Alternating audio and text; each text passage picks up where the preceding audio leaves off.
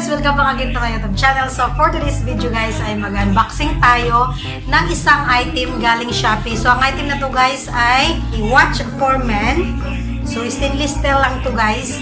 So galing pa tong China. Halaga lang to guys ng 1,129 kasama na po yung shipping fee. So tingnan natin kung okay ba yung item na nabili natin guys. Kung legit ba yung seller na nabilhan natin. So keep on watching guys!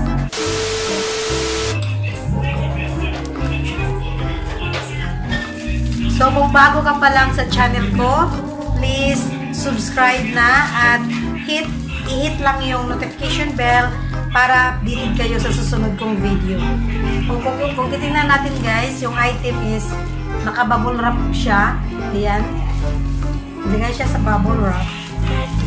Excited na yung asawa ko. Yung asawa ko ang may hari nito.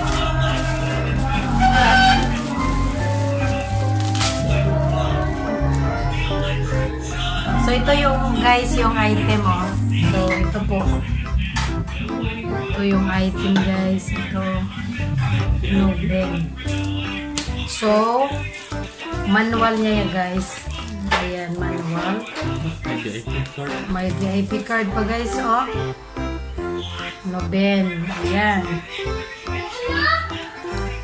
So, excited ako guys. Next na bubuksan natin ay yung mismong relo na talaga.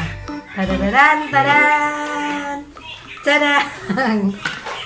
Baka yung laman, lansang lang oh. Ayan, ito guys. Next, ito, pangpahid. Next is, so kung ano yung in-order namin guys, yun talaga yung pinadala. So ito na guys yung relo, ayan. Stainless steel to guys, maganda siya guys. Tingnan nyo. Ayan yung sa ilalim. Ayan. Nakasilupin pa to guys. May silupin pa dito. So, kukunin na ng asawa ko yan. Ano pa. Ito po guys ay sa likod. Ayan. Yan yung sa likod. Water resistant. Yung nakalagay dito is water resistant. Ayan. Stainless steel to guys. So okay po yung item guys. Oh. Maganda po yung item. Yan. Galing dito sa akin sa asawa ko.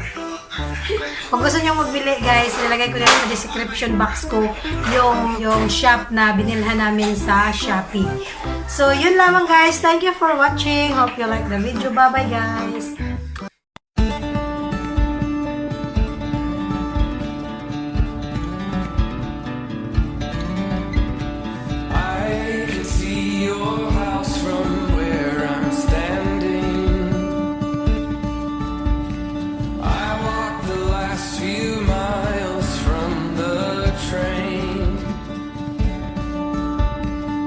I was hoping for a word or two. Don't you know I wanna marry you?